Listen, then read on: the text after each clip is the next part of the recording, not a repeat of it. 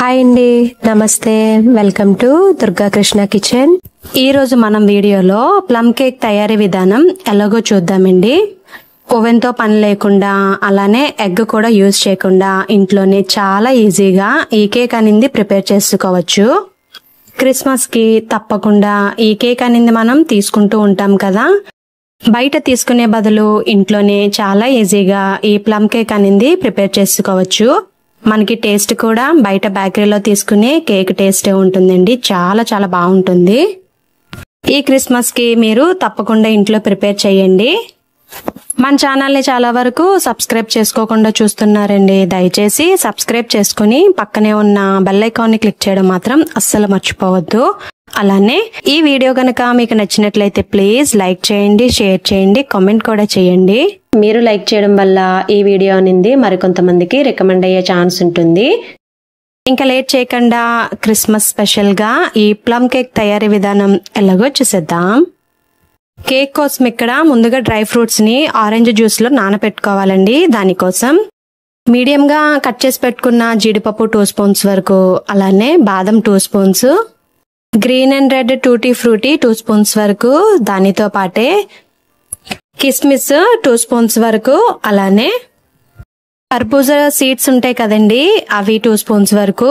మనకి tutti frutti దగ్గరే ఈ కర్బూజా సీడ్స్ కూడా దొరికేస్తాయి. అలానే 2 స్పూన్స్ వరకు చెర్రీస్, దానితో పాటే బ్లాక్ వి ఎండు ద్రాక్ష 2 స్పూన్స్ వరకు యాడ్ చేసుకోవాలి. తర్వాత దీనిలోకి ఆరెంజ్ జ్యూస్ ని ఈ డ్రై ఫ్రూట్స్ ములిగేంత వరకు యాడ్ చేసుకోవాలి. జస్ట్ ములిగితే సరిపోతుందండి, ఎక్కువ అవసరం లేదు. తర్వాత ఈ డ్రై ఫ్రూట్స్ అన్ని ఈ జ్యూస్ లో బాగా కలిసేలాగా ఒకసారి మొత్తం బాగా కలుపుకుని ఒక 6 గంటలు నానబెట్టుకోవాలి. మీకు ఇంకా టైం ఉందనుకుంటే ఓవర్ నైట్ నానబెట్టుకున్నా చాలా బాగుంటుందండి టేస్ట్.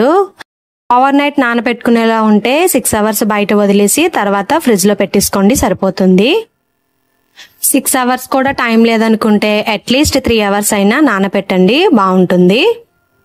తర్వాత స్టవ్ మీద ప్యాన్ పెట్టి ప్యాన్ బాగా హీట్ అయిన తర్వాత స్టవ్ సిమ్ లో పెట్టుకుని దానిలోకి 6 స్పూన్ల వరకు పంచదారని యాడ్ చేసుకోవాలి. కేక్ కోసం ఇక్కడ క్యారమెల్ సిరప్ ని ప్రిపేర్ చేసుకోవాలండి. టేస్ట్ బాగుంటుంది, అలానే కేక్ కూడా మనకి మంచి కలర్ వస్తుంది ఈ క్యారమెల్ సిరప్ వల్ల. పంచదార కరిగేంత వరకు స్టవ్ మీడియంలో పెట్టి ఇలా కలుపుకుంటూ ఉండండి. పంచదార బాగా మెల్ట్ అయిన తర్వాత స్టవ్ సిమ్ లో పెట్టుకుని బాగా కలుపుకోవాలి. మీరు దగ్గరుండే కలుపుకోవాలండి. ఏమాత్రం మీరు కొంచెం అజాగ్రత్తగా ఉంటే ఇది మాడిపోతుంది, మనకి క్యారమిల్ అనేది చేదొచ్చేస్తుంది, అస్సలు బాగుండదు. చూసారు కదా, ఇలా వీడియోలో చూపిస్తున్న కలర్ వచ్చేంత వరకు ఇలా కలుపుకున్న తర్వాత దానిలోకి 6 స్పూన్ల వరకు ఒక్కొక్క స్పూన్ వాటర్ వేస్తూ ఇలా కలుపుకుంటూ ఉండాలండి. ఇలా కలిపినప్పుడు మాత్రం చాలా జాగ్రత్తగా కలపండి, మీదకది తూలిపోయే ఛాన్స్ ఎక్కువ ఉంటుంది. 1 స్పూన్ వాటర్ వేసి అలా కలుపుకుంటా ఉండాలండి. వాటర్ మొత్తం మగ్గిన తర్వాత ఇంకొక స్పూన్ వాటర్ వేసుకోవాలి. అలాగా 6 స్పూన్లు వాటర్ అయ్యేంత వరకు అలా కలుపుకుంటా ఉండాలి జాగ్రత్తగా. చూసారు కదా, మనకి కన్సిస్టెన్సీ అనేది వీడియోలో చూపిస్తున్న విధంగా ఉండాలి. తర్వాత స్టవ్ ఆఫ్ చేసుకుని ఈ క్యారమెల్ సిరప్ ని పక్కన పెట్టుకోవాలి. తర్వాత మిక్సీ జార్ లోకి 1/2 కప్పు వరకు ఆయిల్ యాడ్ చేసుకోవాలి. ఆయిల్ అనేది ఫ్లేవర్లెస్ ఆయిల్ తీసుకోవాలండి. వేరుశనగ ఆయిల్ అయినా నువ్వుల ఆయిల్ అయినా అస్సలు బాగోదు. అలానే 1/2 కప్పుకి కొంచెం తక్కువలో పాలను యాడ్ చేసుకోవాలి. పచ్చి పాలైనా పర్వాలేదు, కాచి చల్లార్చిన పాలైనా పర్వాలేదు. తర్వాత టేస్ట్ కి తగ్గట్టుగా లైట్ గా సాల్ట్ ని యాడ్ చేసుకోవాలి. అలానే 1 కప్ వరకు మైదా పిండిని యాడ్ చేసుకోవాలి. దానితో పాటే మనం ప్రిపేర్ చేసి పెట్టుకున్న క్యారమెల్ సిరప్ ను కూడా దీనిలో వేసుకోవాలి. తర్వాత వీటిని మిక్సీ పట్టుకోవాలండి, మొత్తం అన్ని బాగా కలిసేలాగా. పాలు అనేది నాకు 1/2 కప్ వరకు పడ్డాయండి. మీరు కన్సిస్టెన్సీని బట్టి పాలను యాడ్ చేసుకుంటూ ఉండాలి. ఒకేసారి ఎక్కువ యాడ్ చేయకుండా కొంచెం కొంచెంగా యాడ్ చేసుకుంటూ మిక్సీ పట్టుకోవాలి. తర్వాత దీన్ని మిక్సింగ్ బౌల్లోకి ట్రాన్స్ఫర్ చేసుకోవాలి. చూసారు కదా, కన్సిస్టెన్సీ అనేది మనకి వీడియోలో చూపిస్తున్న విధంగా ఉండాలి.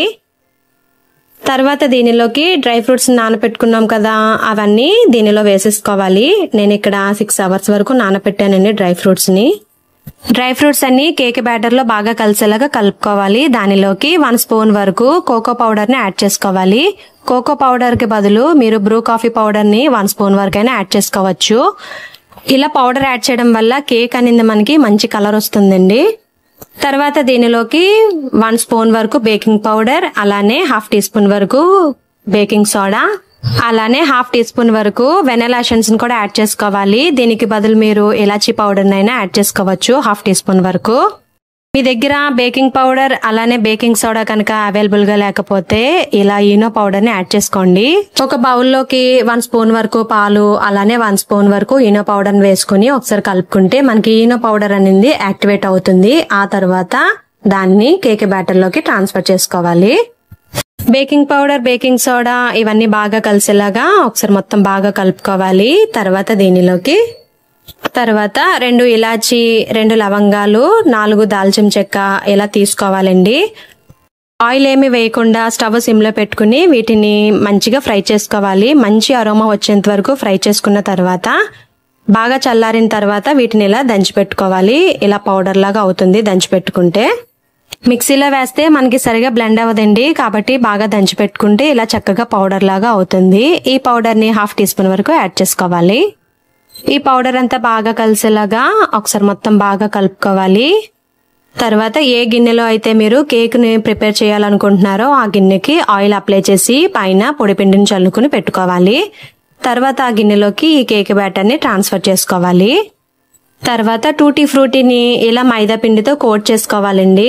1 స్పూన్ మైదా పిండి టూటీ ఫ్రూటీలో వేసి తర్వాత పిండి లేకుండా ఇలా టూటీ ఫ్రూటీని పైన డెకరేట్ చేసుకోవాలి. డైరెక్ట్ గా టూటీ ఫ్రూటీ వేసేస్తే మనకి కేక్ అనేది కుక్ అయిన తర్వాత అంత నీట్ గా కనిపించదండి పైకి. అలా కాకుండా ఇలా మైదా పిండితో కోట్ చేసుకున్న టూటీ ఫ్రూటీని వేస్తే కనుక మనకి కేక్ అనేది పూర్తయిన తర్వాత చూడ్డానికి బాగుంటుంది. అలానే కొంచెం జీడిపప్పును కూడా ఇలా పైన డెకరేట్ చేసుకోవాలి. తర్వాత స్టవ్ మీడియంలో పెట్టి దాని మీద ఒక దలసరి గిన్నె పెట్టుకోవాలి. ఆ గిన్నెలో ఇలా స్టాండ్ పెట్టుకుని దాని మీద మూత పెట్టి ఒక 10 నిమిషాలు హీట్ అవ్వనివ్వాలి. 10 నిమిషాల తర్వాత ఇలా జాగ్రత్తగా ఈ కేక్ గిన్నెను దానిలో పెట్టుకోవాలి.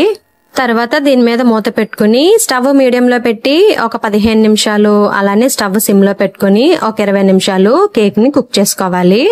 ఆ గిన్నెలో స్టాండ్ కి బదులు మీరు ఇసుక వేసుకోవచ్చు, సాల్ట్ వేసుకోవచ్చు, లేదా ఏదన్నా కర్రీ బౌల్ ఉంటుంది కదండి స్టీల్వి, దాన్ని బోర్లించైనా ఇలా కేక్ గిన్నెను పెట్టుకోవచ్చు. కేక్ గిన్నె గనక మీరు వెడల్పు ఎక్కువ ఉన్న తీసుకుంటే కేక్ అనేది త్వరగా కుక్ అయిపోతుంది. అదే మీరు కొంచెం లోతు ఎక్కువ ఉన్న గిన్నె తీసుకుంటే కేక్ కుక్ అవ్వడానికి కొంచెం టైం పడుతుంది. నేను ఇది 35 మినిట్స్ తర్వాత చెక్ చేస్తున్నానండి. చూసారు కదా, మనకి స్టిక్ అనేది నీట్ గా వచ్చేసింది, కేక్ అనేది కుక్ అయిపోయింది. తర్వాత ఈ కేక్ గిన్నెను దానిలోంచి తీసి పక్కన పెట్టేసుకోవాలి, లేదంటే ఆ హీట్ కి కేక్ అనేది మాడిపోతుంది.